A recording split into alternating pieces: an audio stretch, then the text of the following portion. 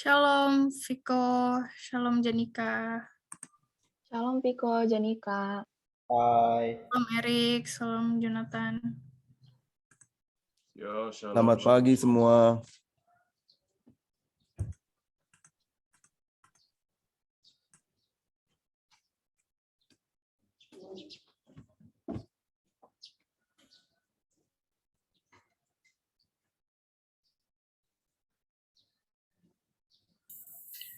Ya, selamat pagi Pak Pendeta Mulyadi, Pea, Selamat pagi, adik-adik Pak Bangun. remaja. Saya jadi Apa kabar pendamping nih, Pak? hari ini. Ya, terima kasih. Ya Pak Mulyadi. Oke teman-teman, sebelum kita mulai, mungkin aku bisa ngajak teman-teman semua buat on cam dulu yuk. Jadi biar kita bisa sama-sama kenal satu sama lain, bisa sama-sama interaksi teman-teman. Yuk boleh yang teman-teman untuk yang tidak berhalangan, kita on cam dulu yuk.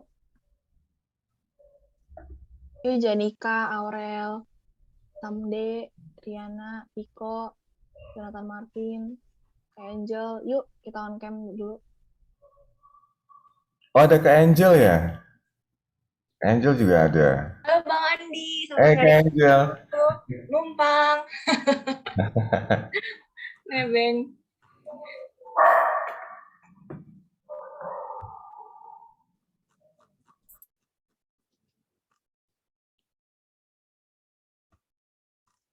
Viko kenapa nggak open cam Viko? Mana Viko? Andre Viko. Tuh Viko dipanggil papa, Viko.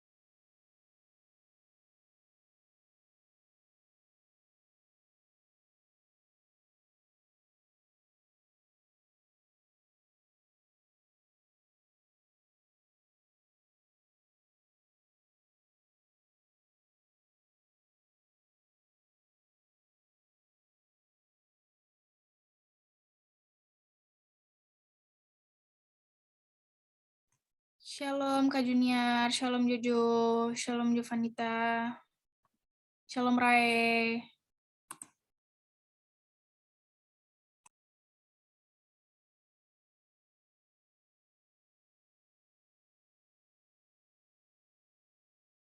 Oke, untuk teman-teman yang baru join, bisa on cam dulu yuk sebelum kita mulai ibadah.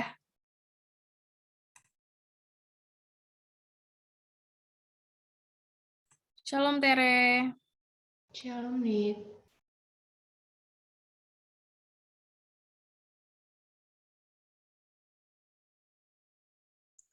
Shalom semuanya, selamat pagi. Shalom Kak Junior. Selamat pagi Kak Junior. Selamat pagi semuanya. Pagi. Kak Junior apa kabar? Sehat? Puji Tuhan sudah lebih sehat. Jika.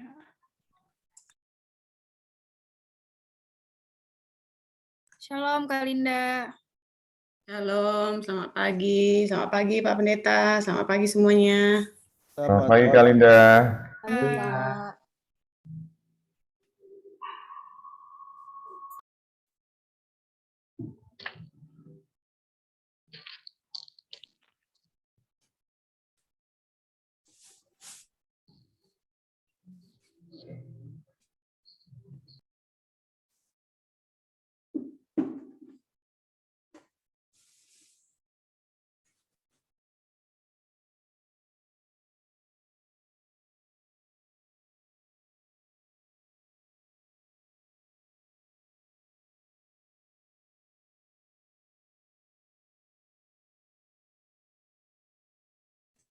Oke.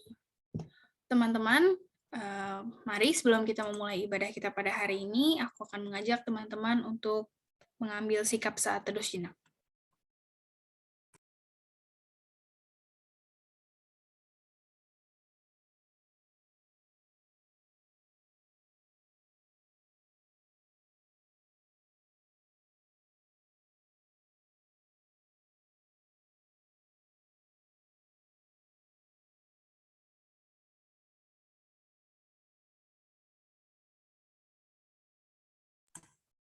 Mari kita bersatu di dalam doa.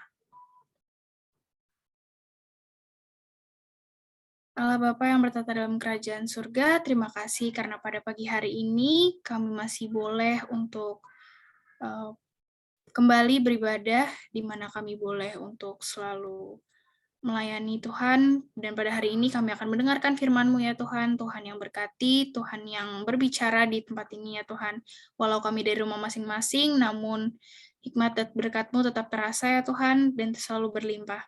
Biar kami boleh melaksanakan ibadah kami ini dengan lancar ya Tuhan, dari awal hingga akhir, hanya dengan tuntunan tangan-Mu saja ya Tuhan.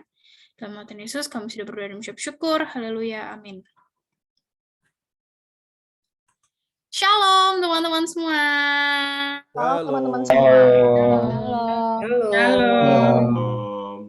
Oke teman-teman, karena udah suaranya lumayan banyak nih teman-teman ya, aku pengen ngetes yang masih off cam nih. Oke, Samde apa kabar Samde? Sehat. Sehat, oke. Kita tes lagi deh, ada Rae. Rae apa kabar Rae? Baik. Oke. Kalau dari Kakak Citra sendiri gimana Kak Citra kabarnya? Baik? Aku hari ini seneng banget ya, karena kita bisa kumpul lagi di ibadah Quorum. Kani kita gimana? Betul banget. Aku juga senang banget teman-teman karena pada hari ini kita boleh kembali lagi untuk memuji dan memuliakan nama Tuhan di ibadah Quorum pada hari ini. Nah, aku berharap teman-teman semua di sini bisa sama-sama bersukacita, kembali berbahagia karena pada hari ini kita akan memuji dan memuliakan nama Tuhan, akan mendengarkan firman Tuhan ya teman-teman. Nah, untuk itu teman-teman yang dikasihi Tuhan, bersyukur atas segala rahmat dan limpahnya yang masih boleh kita nikmati hingga saat ini. Bersyukur juga karena persekutuan yang senantiasa kita rasakan, walaupun kita berjauhan dan dari rumah masing-masing. Namun kita tetap saling mengasihi dan menguatkan. Nah, untuk itu teman-teman, mari kita bersekutu bersama dan bersuka pada hari ini, dan kita akan kembali untuk memuji dan memuliakan nama Tuhan dengan sama-sama kita menyanyikan lagu Roti dan Mentega.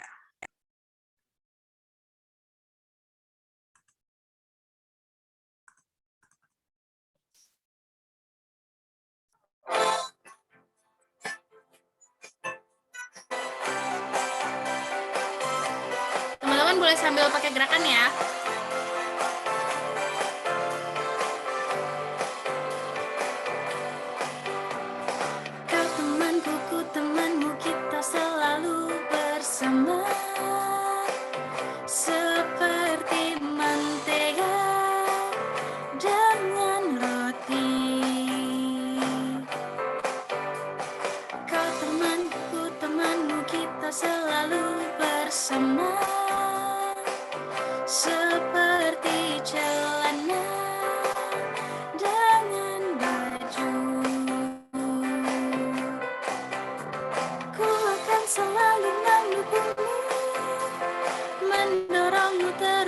jujur.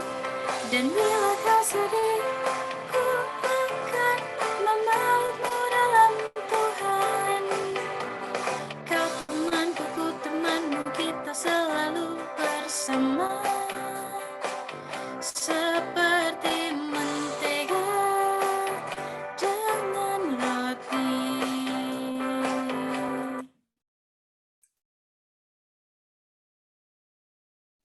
Teman-teman, doa adalah salah satu sarana komunikasi kita dengan Tuhan. Dan tanpa kita sadari, kita sering sekali untuk berdoa. Sering sekali juga kita datang kepada Tuhan dengan tidak merendahkan diri dan hati yang hancur untuk mengakui dosa-dosa kita. Marilah kita datang ke hadapannya, membawa dan mengaku segala dosa dan kesalahan kita. Untuk itu, teman-teman, aku persilakan untuk mengambil pengakuan dosa secara pribadi.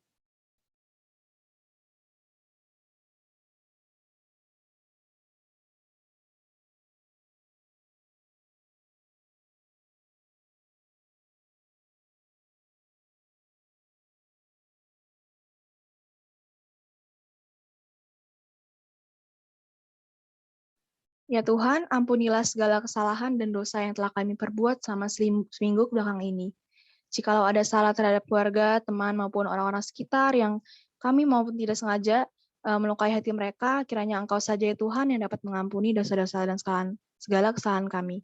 Terima kasih ya Tuhan, haleluya, amin. Teman-teman, marilah kita menyanyikan lagu Mampirlah Dengar Doaku.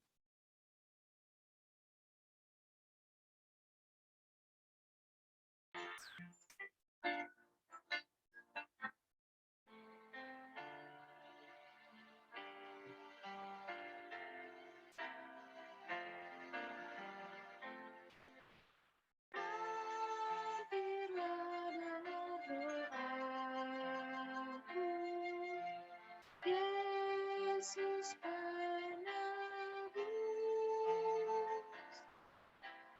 orang lain kau hampiri,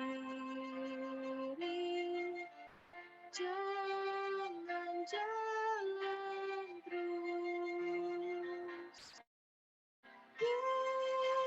Yesus Tuhan, dengar doaku.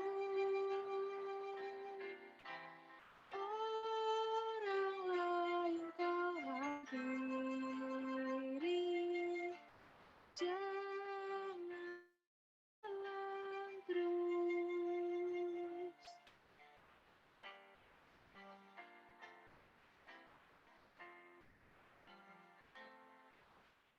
Ini saja andalanku, jasa kurbanmu. Hatiku yang hancur luluh, buatlah sembuh. Yesus Tuhan, dengar doaku. Orang lain kau hampiri, jangan jalan terus.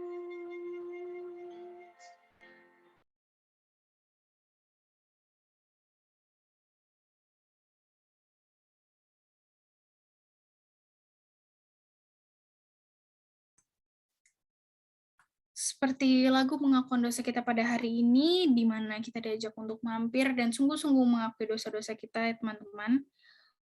Dan seperti yang tertulis dalam Matius 21 ayat 22 yang berbunyi, dan segala sesuatu apapun yang kamu minta dan dalam doa dengan percaya, pastilah kamu akan menerimanya. Marilah kita senantiasa mengucap syukur kepada Tuhan dengan mengingat firman Tuhan kita pada hari ini. Untuk itu, aku ingin mengajak teman-teman semua untuk kita sama-sama menyanyikan lagu Ku Bersyukur Bapa.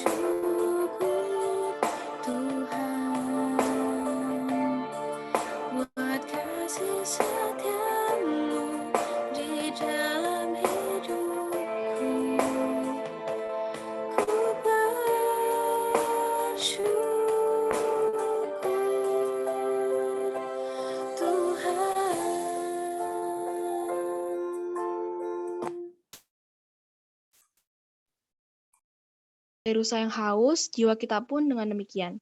Rindu akan aliran sungainya, rindu akan firman Tuhan. Teman-teman, marilah kita menyiapkan hati dan pikiran kita untuk memasuki pemberitaan firman Tuhan dengan bernyanyi, pribadi yang mengenal hatiku.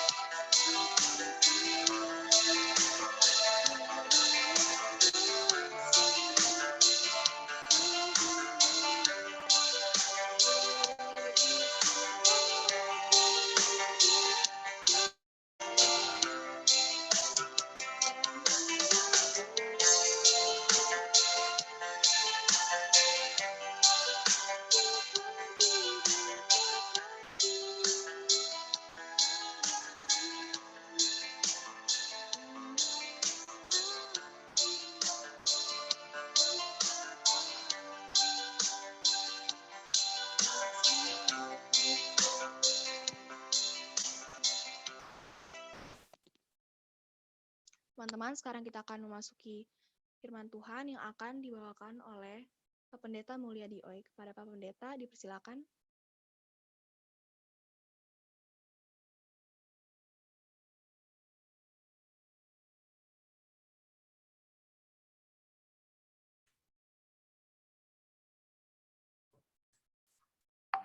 Apakah suara saya sudah jelas terdengar?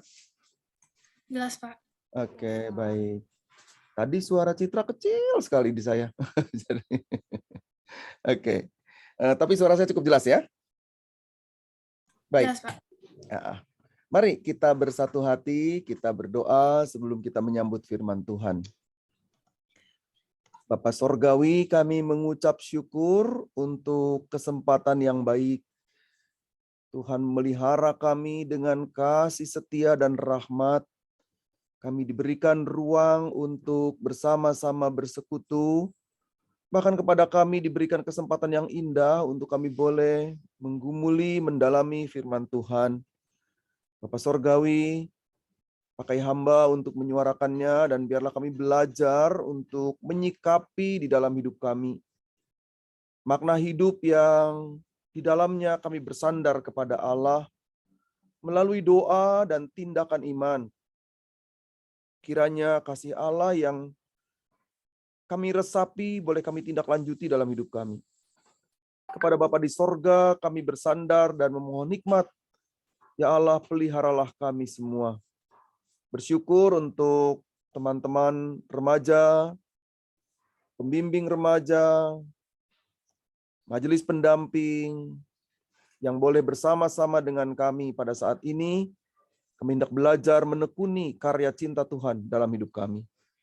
Dalam Kristus kami berdoa dan berserah kepada Bapa di sorga dan kami memohon hikmat. Amin. Baik, teman-teman remaja dan rekan pendamping, majelis jemaat, juga para pembimbing. Selamat hari Minggu, selamat berjumpa, dan saya senang sekali dapat ambil bagian di dalam proses ini. Kita akan menggumuli sebuah pokok bahasan. Saya izin share screen ya. Kita akan sebentar.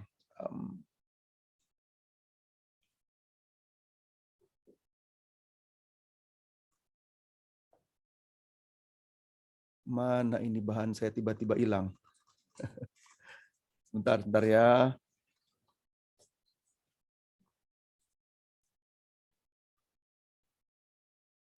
Tunggu teman-teman.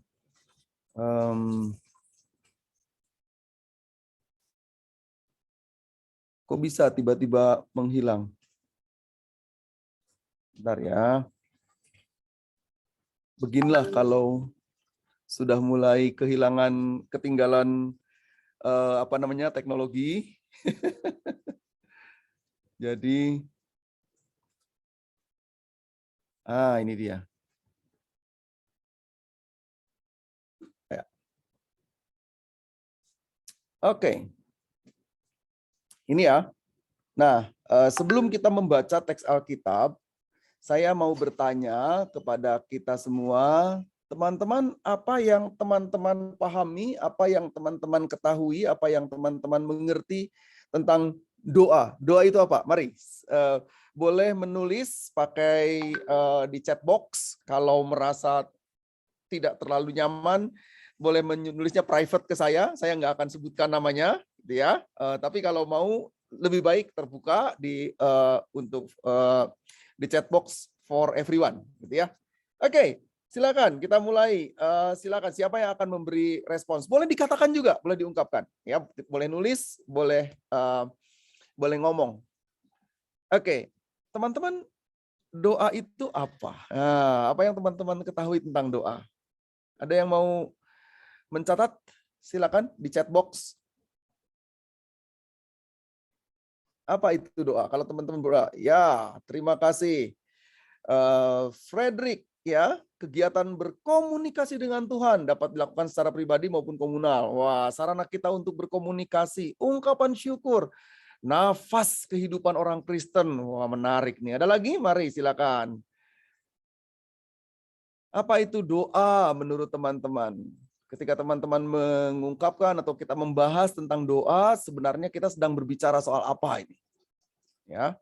Nafas kehidupan kita, sarana komunikasi, ungkapan syukur, ya. Lalu ada, ya, berkomunikasi dengan Tuhan. Oke. Ungkapan syukur dengan berkomunikasi secara baik. Oke, itu ya. Kata itu penting. Secara baik dengan Tuhan. Ya. Habis nanti kalau komunikasi nggak baik, nggak enak gitu kan. Kita bayangkan kita berkomunikasi tapi nggak baik. Benar-benar nggak enak. Ya. Oke, apa lagi? Apa lagi? Ada yang lain? Ada yang memberi pendapat lain? Nah, sementara ini ya, mari kita membuka Alkitab kita. Kita sama-sama lihat Alkitabnya di dalam Lukas 18. Injil Lukas pasal 18 ayat 9, Lukas 18 ayat 9 sampai dengan ayat 14.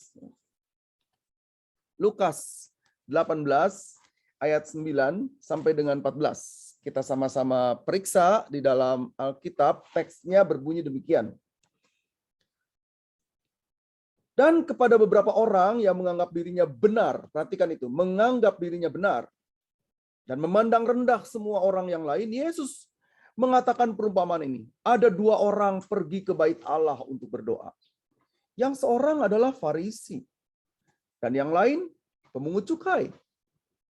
Orang Farisi itu berdiri dan berdoa dalam hatinya begini, Ya Allah, aku mengucap syukur kepadamu, karena aku tidak sama seperti semua orang lain. Bukan perampok, bukan orang lalim, bukan pezina, dan bukan juga seperti pemungut cukai ini. Aku berpuasa 2 kali seminggu. Aku memberikan 1/10 dari segala penghasilanku. Tetapi pemungut cukai itu berdiri jauh-jauh Bahkan ia tidak berani menengadah ke langit, melainkan ia memukul diri dan berkata, "Ya Allah, kasihanlah aku orang berdosa ini. Aku berkata kepadamu, orang ini pulang ke rumahnya sebagai orang yang dibenarkan Allah, dan orang lain itu tidak. Ia akan direndahkan, dan barang siapa merendahkan diri, ia akan ditinggikan." Demikian pembacaan Alkitab kita. Yang berbahagia ialah kita semua yang mendengarkan firman Tuhan dan memelihara di dalam kehidupannya. Teman-teman, terima kasih ya untuk yang memberi respons di dalam chat box. Kita mengetahui bahwa di dalam kehidupan kita, kita tidak pernah lepas dari doa. Hidup orang Kristen itu adalah hidup yang berdoa. Nah, saya ditanya dan saya sengaja memakai gambar ini. Lihat ya, gambar ini. Ini kan posisi kita berdoa ya. Betul ya? Kalau kita berdoa demikian. Seandainya kita berdoa sambil naik sepeda, boleh nggak? Wah, goes gitu ya. Hari Minggu, goes gitu ya. Mengelilingi kota Depok. Sekarang nggak boleh, kita lagi merah nih ya situasinya. Ke wilayah UI gitu ya, kan asik sekali tuh, hutan-hutan begitu ya, itu saya nikmati sekali di wilayah seperti itu. Lalu sambil goes kita berdoa, boleh nggak begitu ya? Ini pertanyaan yang umum muncul di kelas katekisasi, disampaikan ke saya. Tetapi bukannya kelas katekisasi remaja, kelas katekisasi orang tua juga bertanya begitu. Pendeta, ini kadang-kadang ya, saya di pesawat katanya, itu ya pesawatnya itu terguncang, karena ya badai gitu ya, hurricane atau apalah pokoknya begitu, nggak enak gitu kan ya, terguncang. Lalu saya berdoa, kalau saya tutup mata, saya susah gitu karena mesti tahu bagaimana posisi, takut dengar gimana, tapi kalau saya buka mata saya merasa bersalah gitu ya. Nah, tidak jarang juga saya mendengar dan diskusi dengan dokter ya. Di tempat saya melayani itu ada sedikitnya ada 3 dokter ya.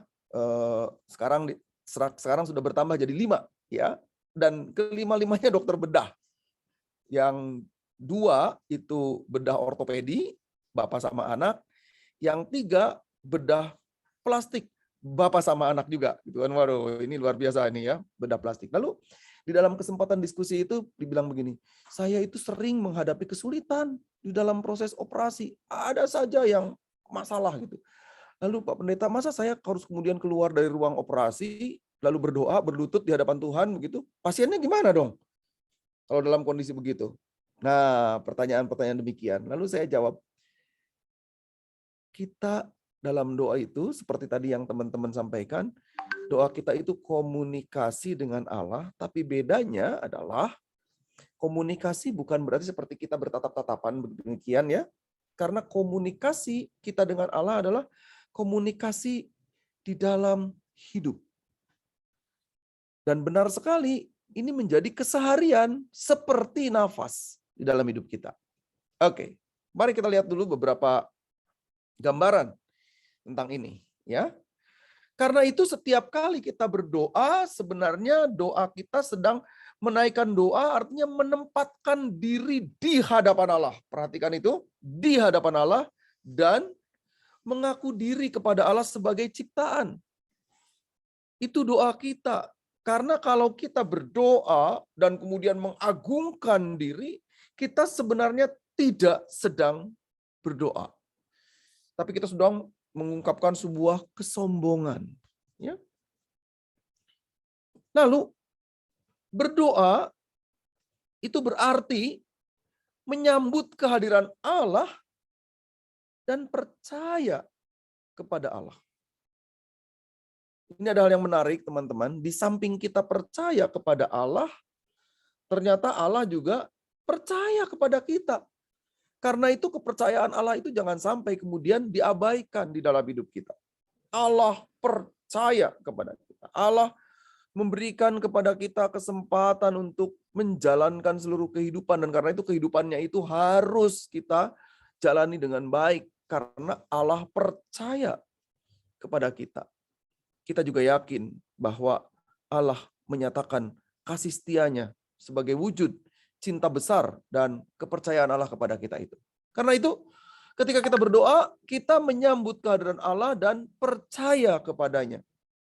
Itu doa. Nah, sekarang kita melihat sebuah situasi yang lain di dalam perumpamaan yang disampaikan oleh Tuhan Yesus melalui Injil Lukas. Mari saya perlihatkan kepada kita semua.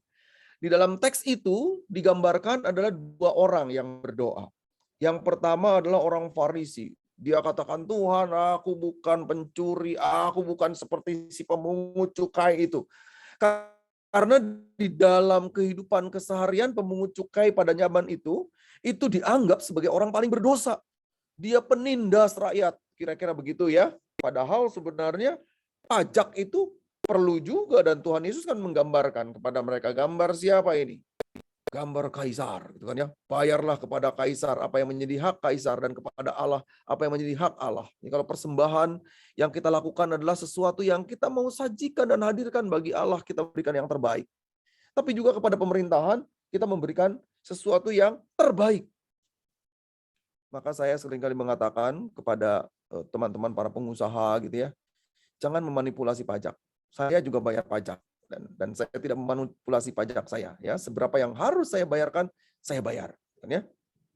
Nah, di dalam gambaran ini pemungut cukai itu berdiri jauh-jauh. Bahkan dia tidak berani menengadah ke langit. Sebuah simbol pada waktu itu bahwa hadirat Allah itu ada di atas ya, di langit ya. Kalau teman-teman yang punya latar belakang dalam kehidupan orang dari Tapanuli Utara, ya orang Batak, itu ada pemahaman Allah seperti bertingkat. Jadi ada Allah di atas, Allah di tengah, dan ada Allah di bawah, gitu kan ya. Karena itu kalau berdoa, ya Allah yang ada di atas sana, gitu ya. Ale di Batanami di Banua Ginjang, gitu ya. Kalau orang Batak berdoa begitu ya. Nah, ini berangkat juga sama seperti orang Yahudi. Mereka punya pemahaman Allah yang sana jauh. Sama juga di dalam kekristenan ada pemahaman seperti itu. Tapi kemudian Allah yang hadir ke dalam dunia di dalam Kristus. Jadi kita melihat sesuatu yang lebih relevan. Nah, orang Yahudi begitu. Sehingga orang Farisi ini tidak berani, orang pemungut cukai ini tidak berani menengadah ke atas. Tidak berani melihat kemuliaan Allah. Karena apa? Karena perasaan berdosa. Ya Allah, kasihanilah aku orang berdosa ini. Dan Tuhan mengatakan, aku berkata kepadamu, orang ini pulang ke rumahnya sebagai orang yang dibenarkan Allah. Kenapa? Apakah tindakannya sebagai pemungut cukai kemudian menjadi dibenarkan? Bukan itu. Tapi konteksnya adalah ketika dia melihat dan menjalankan sebuah kehidupan yang di dalamnya ia mengaku lebih dulu di hadapan Allah tentang keberdosaannya, ya, tentang hidupnya, tentang dirinya. Karena berdoa itu bukan soal kita mengungkapkan saja, meminta-minta, bukannya itu, tapi kita sedang bersekutu dengan Allah. Nah, dalam pengertian persekutuan ini menarik karena disampaikan oleh pemungut cukai ini, untuk bersekutu dengan kekudusan, maka hidupku mesti kudus. Apakah dengan demikian dia tidak boleh lagi menjadi pemungut cukai? Oh, boleh. Tetapi pemungut cukai yang sesuai dengan apa yang seharusnya. Sebab kalau tidak ada pemungut cukai, negara nggak akan hidup. Susah ya pada masa itu. Bagaimana harus membiayai segala sesuatu. Jadi, apakah dengan demikian tidak boleh menjadi ahli Taurat atau orang Farisi? Oh, boleh. Tetapi jadilah ahli Taurat dan orang Farisi yang memberlakukan nilai iman. Bukan menuding-nuding orang. Bukan menyalah-nyalahkan orang lain. Karena orang Farisi pun di hadapan Allah dikategorikan sebagai orang berdosa.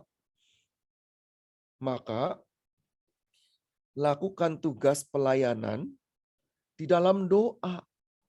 Di dalam spirit hidup. Karena apa? Karena berdoa adalah sikap dan spirit merendahkan diri di hadapan Allah. Nah, orang Farisi, ahli Taurat gitu tuh nggak pernah punya kemauan merendahkan diri di hadapan Tuhan. Mereka itu gengsinya tinggi banget gitu. Karena kalau mereka merendahkan diri, mereka kemudian akan kehilangan semacam wibawa di dalam hidupnya. Nah, ini yang Tuhan tidak mau. Jadi berdoa adalah sikap dan spirit merendahkan diri di hadapan Tuhan. Nah, saya akan mengambil sebuah quote dari seorang the first prime minister di Singapura ya. Kalimatnya menarik. Apa yang terjadi kalau orang sombong katanya? Gini nih, dia bilang. Menarik sekali ungkapannya ya. Buat saya ini sesuatu yang luar biasa nih. Orang sombong itu seperti orang yang berdiri di atas gunung. Tinggi banget kan ya? Dari atas dia memandang semua orang di bawah itu kecil. Dia tidak sadar bahwa orang memandang dia juga kecil. Ya. Bisa nggak kita lihat orang di gunung jadi gede gitu? Nggak bisa. Nah, kalimat ini menarik buat saya. Memang sosok dari Lee Kuan Yew ya, the first prime minister of Singapore. Dia mau mengatakan sesuatu yang bernilai untuk kita boleh belajar dari cara berfilsafat atau filosofi hidupnya. Karena menurut Lee Kuan Yew tidak boleh sombong, apalagi di hadapan Tuhan. Itu sebabnya seperti disampaikan tadi ya, berdoa itu justru kita merendahkan diri di hadapan Allah. Kita bersedia untuk tidak menjadi sombong. Kita bersedia untuk tidak kehilangan sesuatu di hadapan Allah. Kita bersedia untuk melakukan segala sesuatu dengan rendah hati di hadapan Allah. Karena kesombongan hanya akan membuat kita kemudian menjadi kecil sebenarnya. Apalagi kalau kemudian kita sempat membuat kesalahan. Teman-teman, kalau orang sombong kemudian membuat kesalahan, maka dia jatuhnya lebih parah. Ya. Dan karena itu jangan sekali-kali menyombongkan diri. Karena ini penting di dalam perjalanan kita untuk melihat sesuatu secara baik terkait dengan hidup kita. Oke, kita teruskan ya.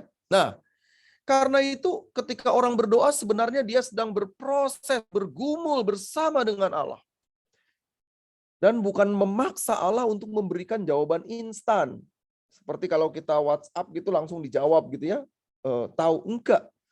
Tapi kita berproses dan bahkan dalam proses itu selalu harus ada dalam pikiran kita yaitu untuk punya spirit memuliakan Allah melalui doa-doa kita.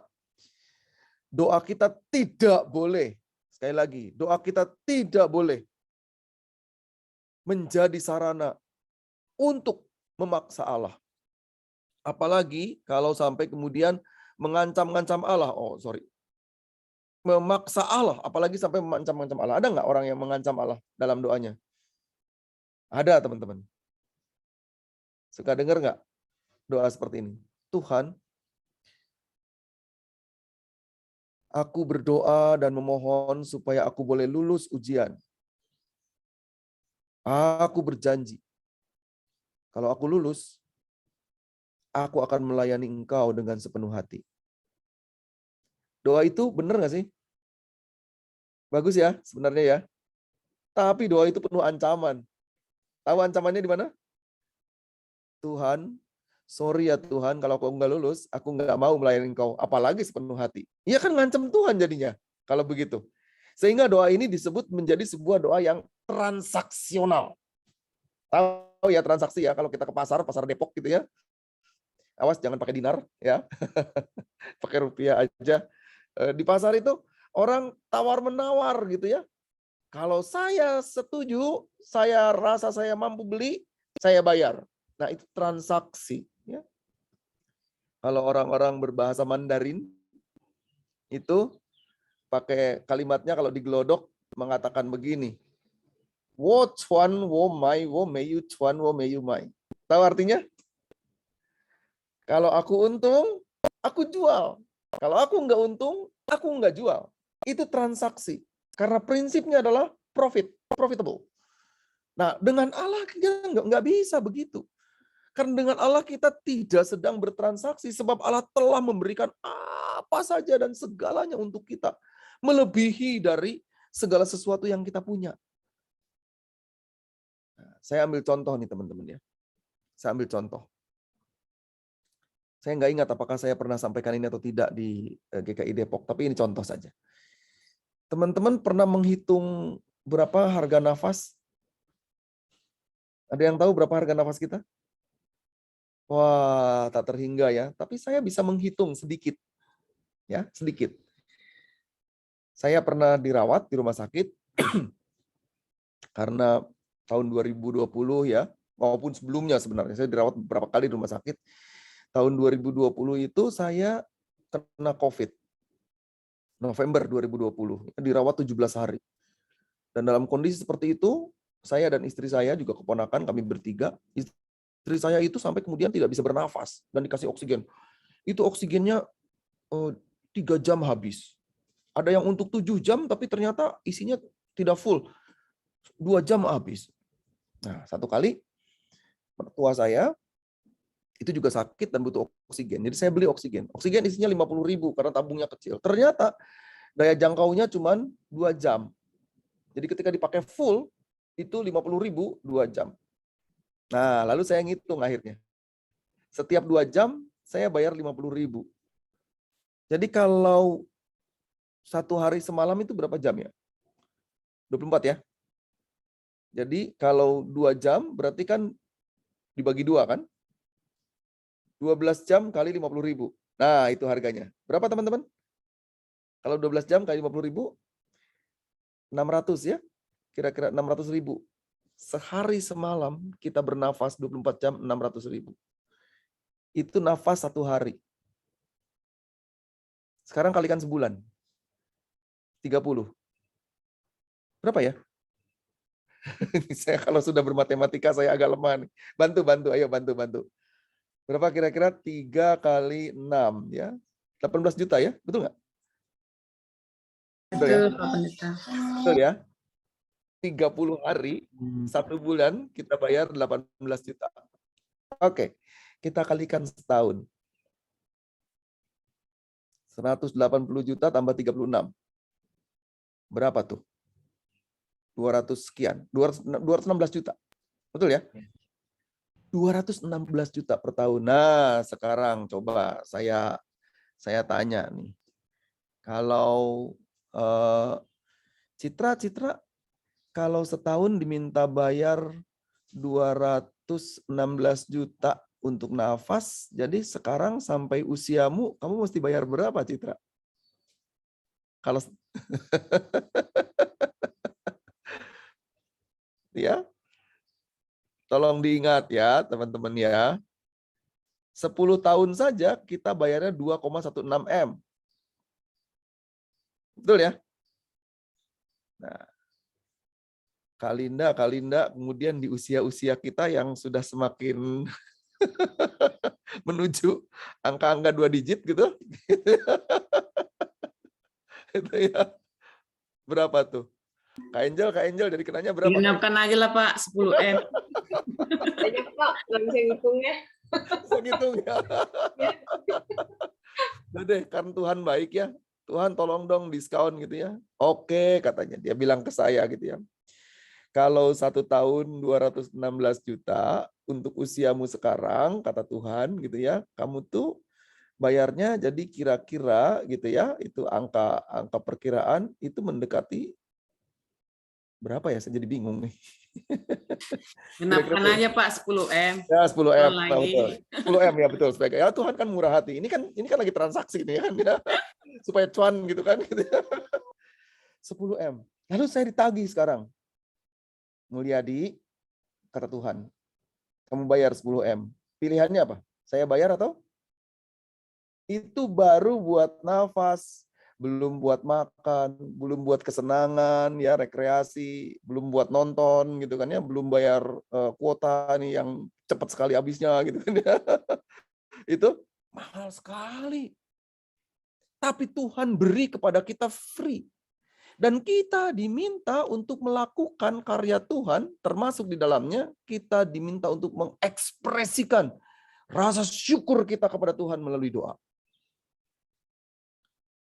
Gampang bukan? Jadi kecil bukan? Maksud saya ringan. Tapi tidak berarti kecil, gampang menjadi gampangan.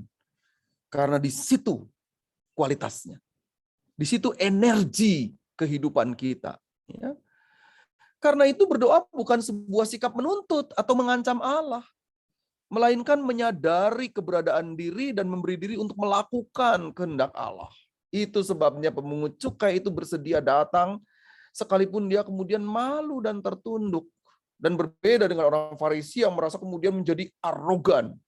Ya, jadi sombong, padahal dalam kesombongannya Tuhan mengatakan dia tidak ada artinya apa-apa. Nah, ini nilai yang kita mesti pahami, teman-teman. Doa kita mesti berada pada sebuah format demikian. Bahkan ya di tengah-tengah perjalanan kita, Tuhan Yesus saja juga mengungkapkan doanya. Tuhan Yesus berada di Taman Getsemani dan dia berdoa di sana. Ia mengungkapkan pergumulan yang dahsyat kepada Bapaknya. Injil Lukas 22, teman-teman bisa lihat ya, ayat 41 sampai dengan 44. Sampai di tengah-tengah situasinya, dalam doanya Tuhan Yesus itu menitikkan keringatnya seperti titik-titik darah. Awas, keringat seperti titik-titik darah. Bukan keringatnya jadi darah, enggak. Itu karena dia betul-betul bergumul keras sampai harus menghadapi sebuah situasi yang rumit di dalam hidupnya. Tuhan Yesus saja berdoa. Nah, apalagi kita, gitu kan ya? Ada sebuah panggilan di dalam diri kita untuk mengungkapkan kehidupan kita di dalam doa kita sehingga kemuliaan Allah dinyatakan di dalam hidup kita. Dan kita menghadirkan kasih-Nya yang tak terhingga sepanjang perjalanan kehidupan kita. Tuhan Yesus berdoa di Getsemani. Saya mencoba melakukan sebuah imajinasi, teman-teman. Itu sebuah taman, bukan sebuah taman yang dibangun dengan kondisi yang baik. Karena taman itu ternyata sebenarnya sebuah areal yang pada masa itu tidak seperti kita sekarang punya taman yang bagus di kota begitu ya, ditata, bukan itu. Itu ada sebuah tempat sebenarnya. Tempat orang-orang untuk masuk ke sana dan memang biasa orang kemudian duduk, merenung gitu ya. Dan itu pada masa itu sebuah situasi yang mengerikan sebab di taman itu tempat biasa mereka berkumpul, itu adalah tempat di mana akan dilakukan penggerebekan. Ngeri sekali situasinya. Dan Tuhan Yesus mengungkapkan juga pergumulannya kepada Bapa.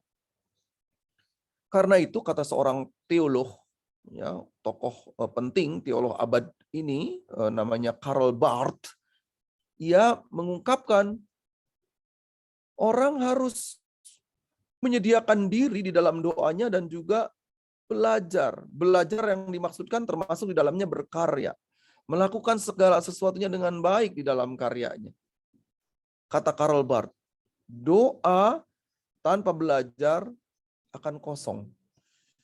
Orang doa terus. Nah ini ada nih di komunitas Yahudi ya. Komunitas Yahudi ada kumpulan imam. Tugas dia cuman doa sampai kemudian teman-teman handphonenya itu nggak boleh ada isi aplikasi yang lain. Teman saya menyebut itu bukan smartphone, tapi foolish phone. Ya, handphone bodoh katanya gitu ya. Kenapa?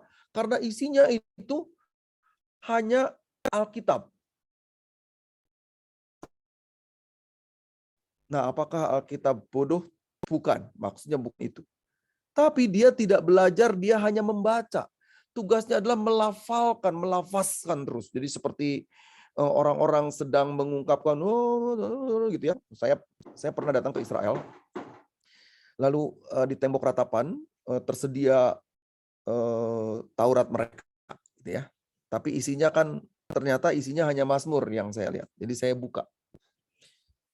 Saya sedikit sekali bisa membaca bahasa Ibrani, ya sedikit teman-teman. Tapi saya tidak bisa melafalkan. Tapi saya dengar mereka melafalkan, jadi saya lafalkan juga. Gitu. Saya baca gitu seperti teman-teman kita yang Muslim sedang baca Al-Quran, gitu ya. Saya ikut membaca demikian gitu. Nggak taunya ada orang datangin saya, disenggol saya gitu. Saya senggol lagi gitu kan ya. Orang lagi baca Alkitab diganggu gitu. Terus dia ngomong pakai bahasa Ibrani, saya nggak ngerti. Dia nggak bisa bahasa Inggris juga. Ya udah, dia nggak bisa bahasa Inggris, saya nggak bisa bahasa Ibrani, saya jawab aja pakai bahasa Sunda, gitu kan ya. Sama aja kan, dia juga nggak ngerti gitu ya. Percuma juga saya jawab bahasa Indonesia, nggak sama-sama nggak paham. Ya, tapi dalam bahasa Indonesia saya katakan, kamu jangan ganggu saya sedang berdoa. Ya. Tapi ada satu kata yang saya sampaikan kepada yang bersangkutan. Saya katakan, saya sedang kara. Kara itu dalam bahasa Ibrani dari kata kere, ikro, bahasa ininya. Saya sedang membaca. Lalu dia kaget. Oh, dan dia mundur. Ya udah, dia mundur, saya teruskan. Tapi artinya apa? Untuk mereka itu nggak boleh yang lain melakukan. Padahal saya sangat serius berdoa. Ya, saya ingin merasakan bagaimana getar yang terjadi pada waktu itu. Walaupun saya tidak mengatakan bahwa harus berdoa di sana, tidak. Tapi saya ingin merasakan getar dan sambil belajar. Maka benar seperti apa yang dikatakan Karl Barth. Kalau orang tidak belajar, kemudian jadi kosong. Doanya hanya sekadar sebuah ungkapan yang tidak bernilai seolah-olah. Maka orang mesti belajar juga di dalam doa. Dan ya berdoa juga di dalam belajar. Melakukan segala sesuatunya supaya kita tidak menjadi kemudian orang yang hanya menggunakan ilmu untuk kepentingan sendiri. Menggunakan ilmu untuk menghancurkan hidup. Menggunakan ilmu untuk merusak kehidupan. Itu bahaya besar. Nah, ini banyak nih yang terjadi. Orang mengungkapkan doa-doanya, tapi tujuannya justru untuk meluluh lantakan kehidupan orang. Misalnya berdoa, Tuhan, saya benci sekali sama seseorang. Karena Tuhan berikan penyakit kepadanya yang tidak ada obatnya. Dan jangan disembuhkan. Sekaligus, jangan mati-mati. Nah, ngeri kan kalau berdoa begitu. Saya nggak kebayang aja kalau kemudian saya disuruh berdoa gitu ya. Kemudian dalam doa saya, kemudian ada orang yang, Pak pendeta saya ini sakit hati sekali. Saya sakit hati sekali sama papa saya.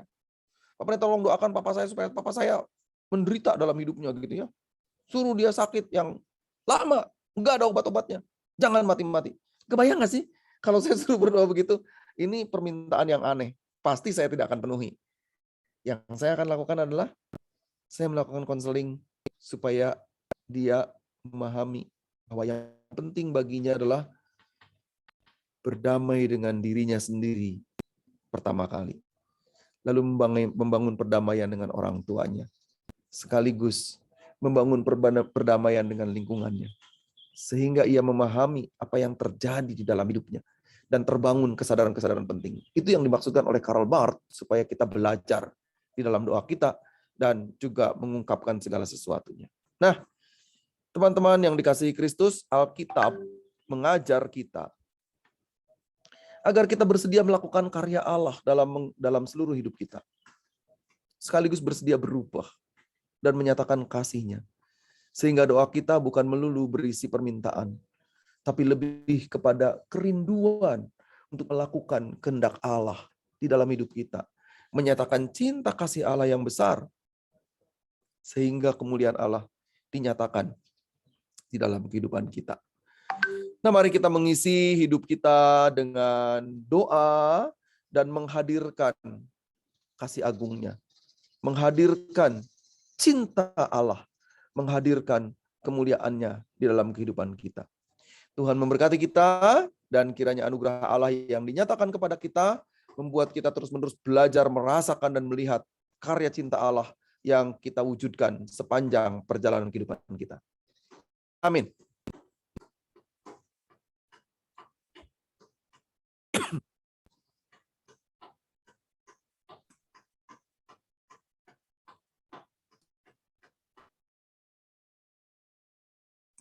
Nah, oke teman-teman semua. Nah, dari firman Tuhan yang tadi udah disampaikan sama Pak Pendeta Mulyadi, di sini kita bisa tahu kalau kuasa dari doa sendiri itu memang sangat besar ya teman-teman semua.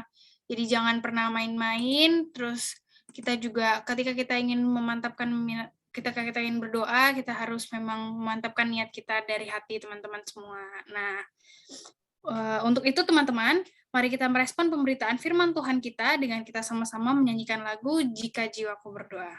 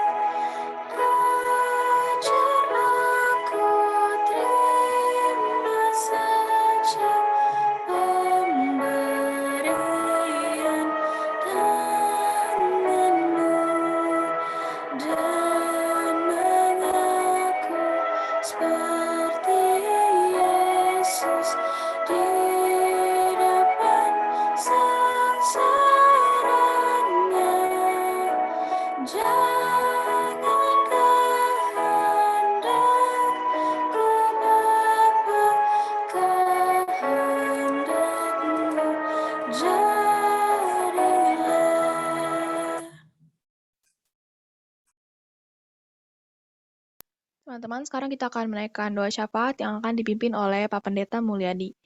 Kepada Pak Pendeta dipersilakan. Mari teman-teman, kita bersatu hati, kita berdoa. Ya Allah, kami mengucap syukur untuk kesempatan yang baik.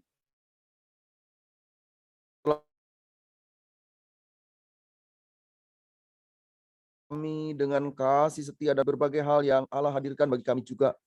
Sehingga kami dimampukan untuk melakukan segala sesuatu dengan baik. Kali ini kami ingin belajar untuk semakin mengikatkan hati kami kepada Allah melalui doa-doa kami, melalui berbagai hal yang perlu kami tindak lanjuti dalam hidup kami, melalui ekspresi kami, tindakan-tindakan iman di dalam kehidupan kami. Dan saat ini kami ingin mengingat di dalam doa kami untuk gerejamu di GKI Depok.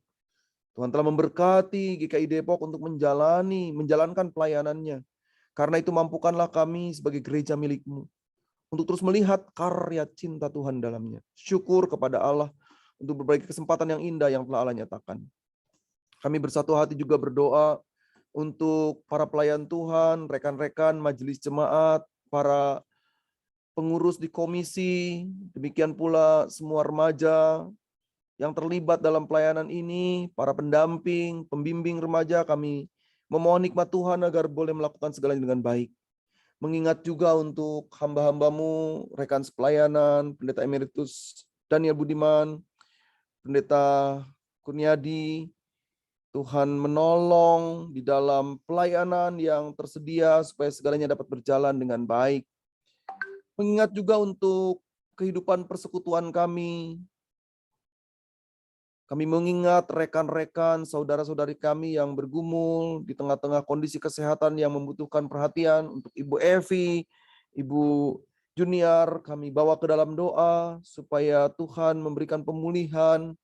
Demikian pula untuk adik Gabriel, tangan Allah yang menopang, kasih setia Allah yang memberkati, sehingga seluruh upaya dan proses-proses yang dilakukan untuk pemulihan ini berkenan di hadapan Tuhan melalui berbagai cara terbaik, bersama dengan dokter, perawat, obat-obatan, alat medis, dan terutama cinta kasih keluarga dan juga spirit yang bersangkutan untuk pulih dari kondisinya.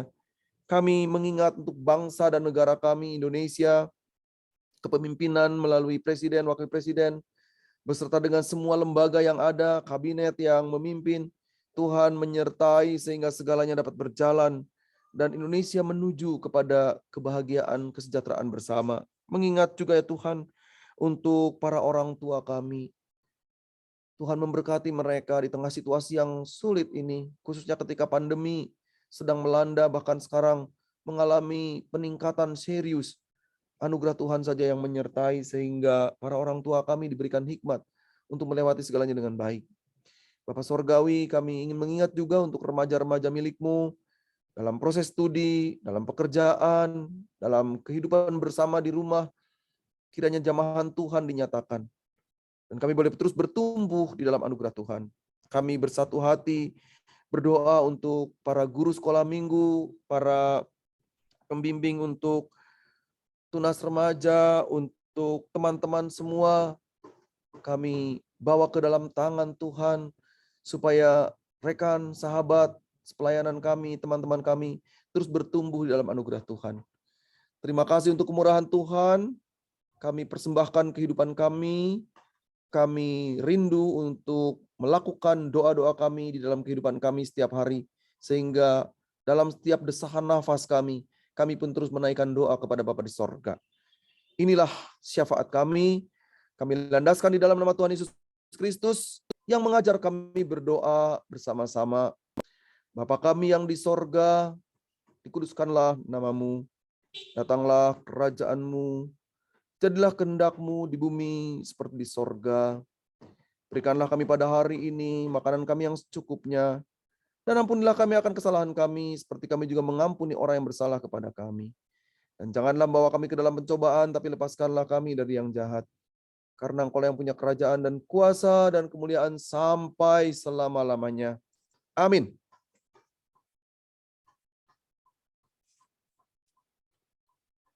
Teman-teman, mari kita mengucap syukur atas berkat yang telah Tuhan curahkan kepada kita sepanjang hidup kita dengan memberikan persembahan yang berdasar pada 1 Tesalonika 5 ayat 18, mengucap syukurlah dalam segala hal, sebab itulah yang dikehendaki Allah di dalam Kristus Yesus bagi kamu.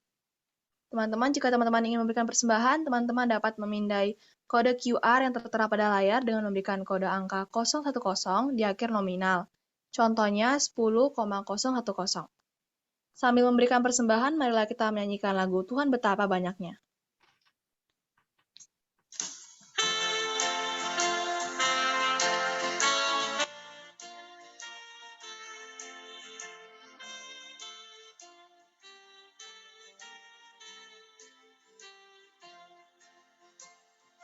Tuhan betapa banyaknya berkat yang Kau beri,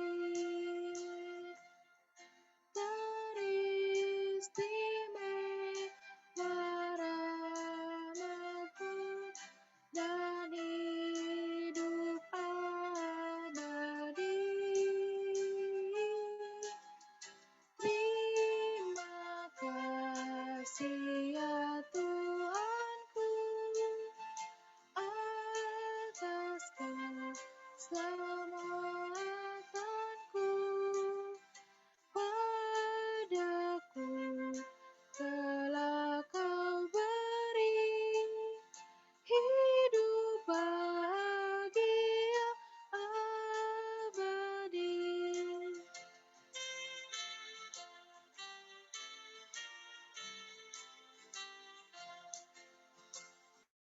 Tiap hari rahmat-Mu tiada putusnya.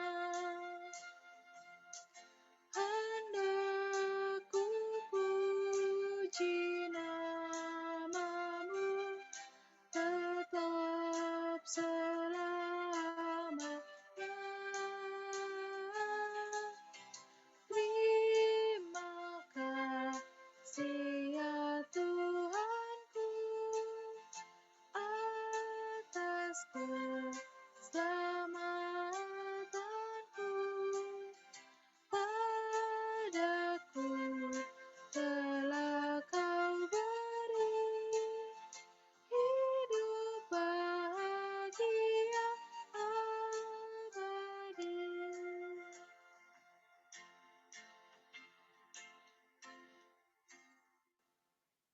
Teman-teman, mari kita bersatu dalam doa. Ya Bapa, sekarang kami sudah memberikan persembahan kami, kiranya Engkau memberkati tangan-tangan yang sudah memberi persembahan ini ya Bapa. Kiranya juga Engkau dapat menjadikan persembahan ini menjadi persembahan yang berkenan di hadapan-Mu, dan kiranya persembahan ini bisa menjadi berkat bagi gereja kami dan juga orang-orang yang membutuhkan. Inilah doa persembahan yang kami panjatkan kepadamu ya Tuhan. Terima kasih ya Tuhan. Haleluya. Amin.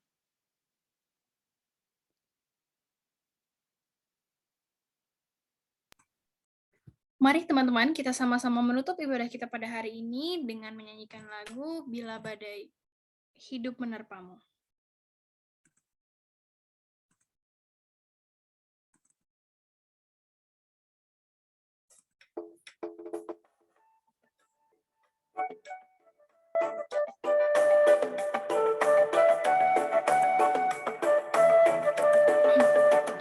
Badai hidup menerpamu dan cobaan pun datang mengganggu, hanya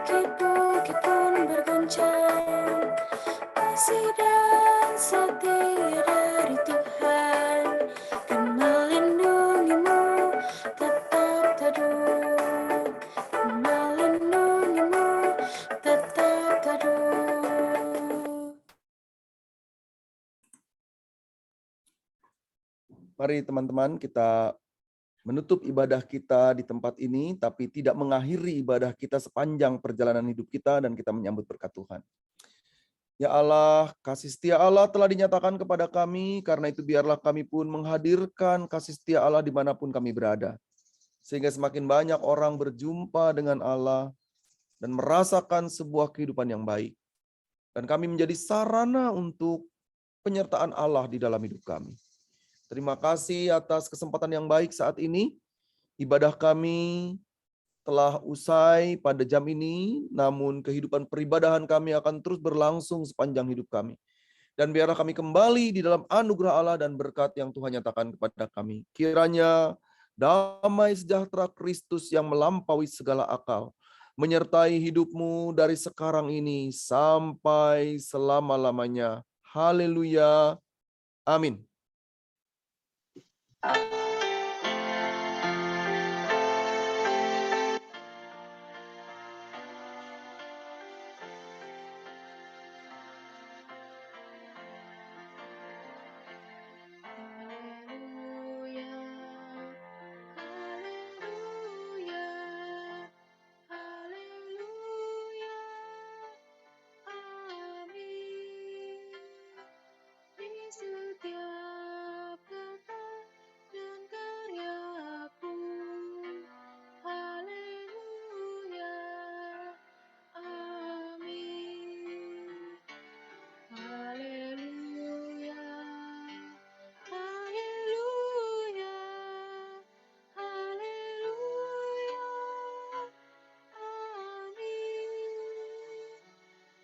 Setiap kata dan karyaku, haleluya, amin.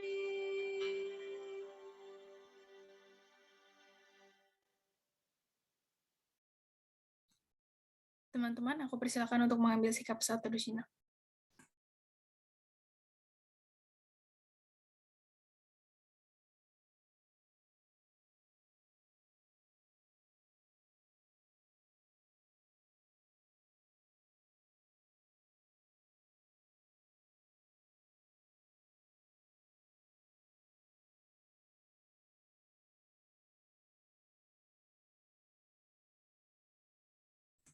Selamat hari Minggu, teman-teman semua.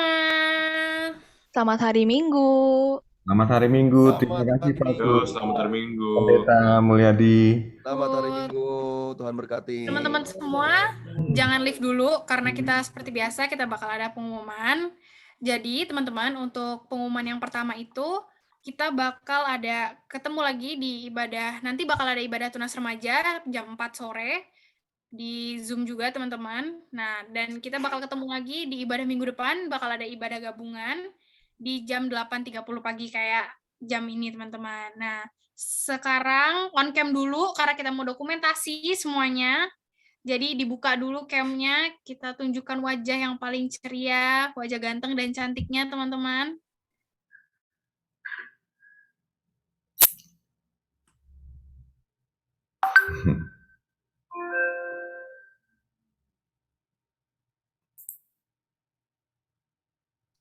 Yo, ini masih ada Erik, Jovanita, Samuel, Jojo, Triana, Bita, Erin. Sorry, kamera gua nggak bisa nyala. Oh iya, oke.